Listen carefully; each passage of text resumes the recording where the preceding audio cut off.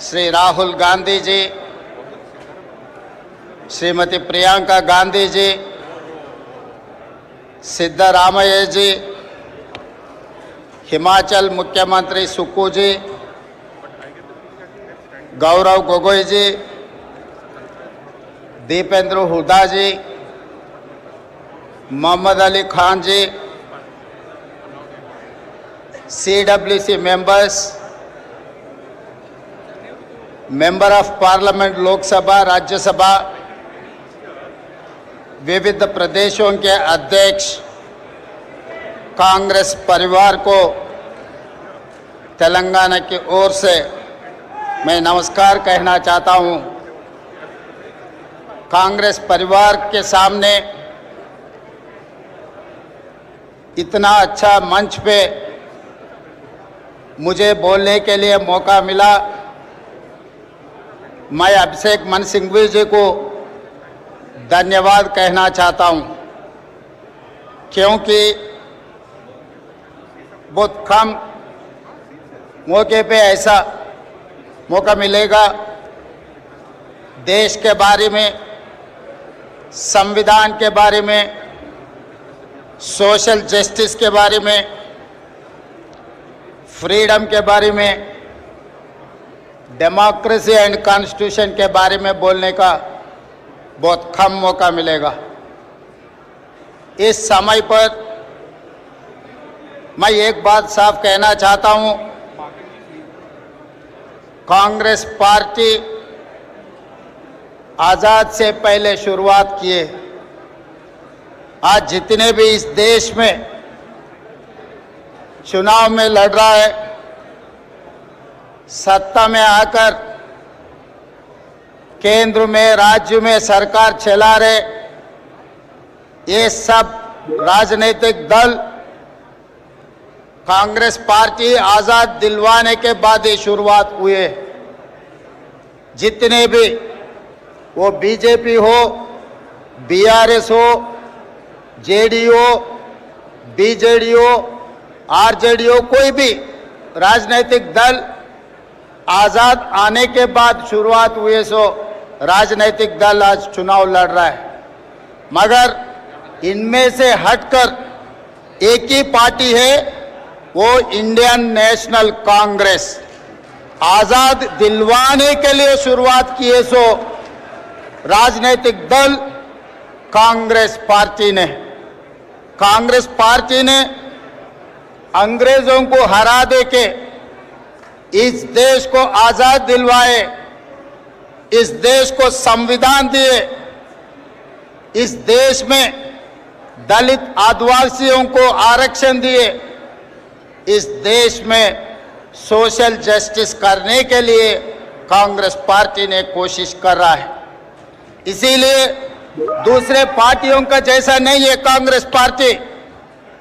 दूसरे राजनीतिक दल चुनाव लड़ना, जीते तो कुर्सी में बैठना, हार गए तो घर में बैठने का आदत है भारतीय जनता पार्टी से लेकर हर विपक्ष पार्टी का। मगर एक ही राजनीतिक दल चुनाव हारने दो, चुनाव जीतने दो, जनता के लिए, जनता के बीच में रहकर इस देश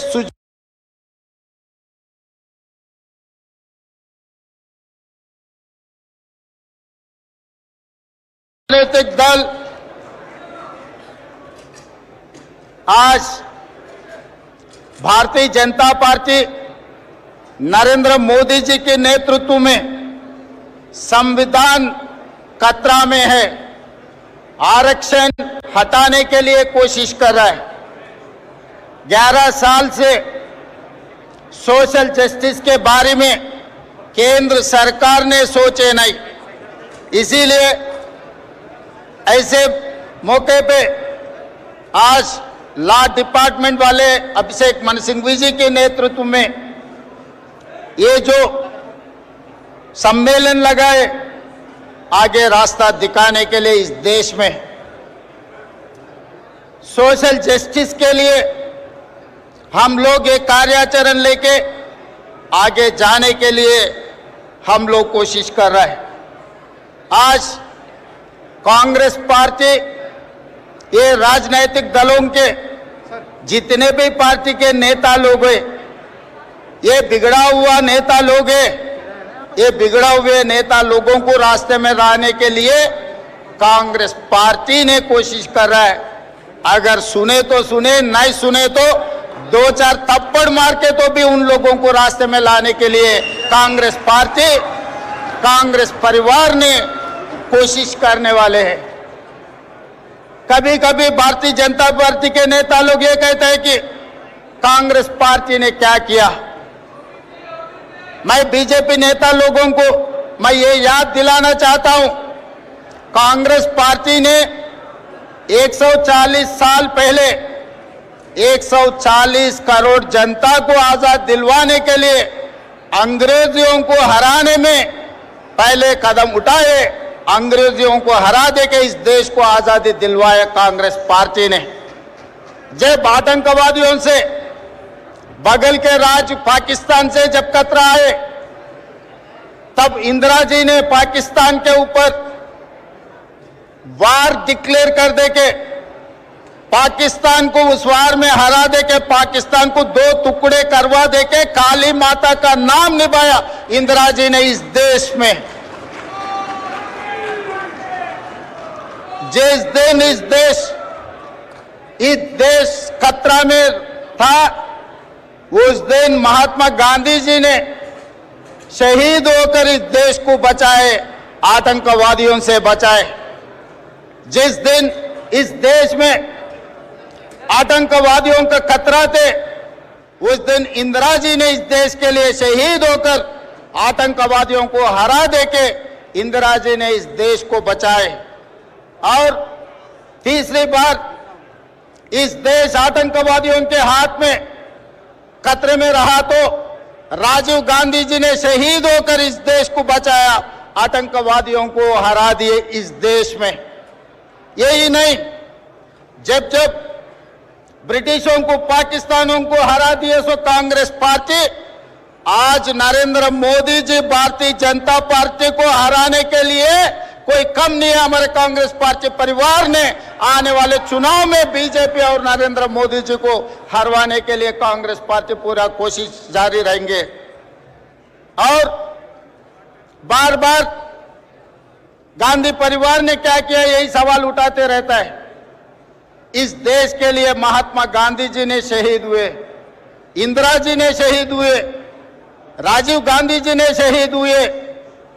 जिस दिन यूपीए 1 जब कांग्रेस सरकार बनी, तब प्रधानमंत्री बनने के लिए श्रीमती सोनिया गांधी जी को सब गुजारिश किए, मगर she has sacrificed prime minister post, she has given to financial expert doctor Manmohan Singh को इस देश का प्रधानमंत्री बना देकर दुनिया में सबसे बड़ा ताकत की देश श्रीमती सोनिया गांधी बनाने के लिए मदद की है। उसके बाद राष्ट्रपति बनने का मौका मिले तो सोनिया जी ने राष्ट्रपति पद नहीं लिए, प्रणब दा को इस देश का राष्ट्रपति बना के सैक्रिफाइस का नमूना श्रीमती सोनिया गांधी जी है। और भैया राहुल गांधी जी ने, भैया राहुल गांधी के बारे में बीजेपी वाले बहुत कुछ कहते रहता है, मगर राहुल गांधी जी सैक्रिफाइस उन लोगों को समझ में नहीं आती, क्योंकि वो पार्टी जन्म लिया कुर्सी में बैठने के लिए। सैक्रिफाइस वो पार्टी को पता नहीं है। 2004 में अगर राहुल गांधी जी चाहे तो केंद्र मंत्री बनता था, 2009 में राहुल गांधी चाहे तो प्रधानमंत्री बनता था, मगर केंद्र मंत्री प्रधानमंत्री पदवी राहुल गांधी जी ने नहीं लिए, पार्टी सीनियर नेता लोगों को दिए, मगर पार्टी कार्यकर्ता बनकर राहुल गांधी जी ने काम कर रहे जनता के लिए। 25 साल से राहुल गांधी जी इस देश में गरीब लोगों के लिए, पिछड़े लोगों के लिए, दलित, आदिवासी, ओबीसी, सोशल जस्टिस के लिए इस देश में लड़ रहा है। मगर दूसरे तरफ देखो नरेंद्र मोदी जी 25 साल से वो कुर्सी छोड़ रहा ही नहीं। 2001 में मुख्यमंत्री बना, तब से आज तक बार बार बीजेपी वाले संघ परिवार ने उनको हटाने के लिए कोशिश किए, मगर मोदी जी कभी कुर्सी छोड़ने के लिए राजी नहीं हुआ है। 2 महीने पहला मैं देखा मोहन भगवत जी एक बयान दिए, 75 ईयर जिसका खत्म हो जाएंगे, 75 ईयर्स खत्म होते कुर्सी छोड़ना।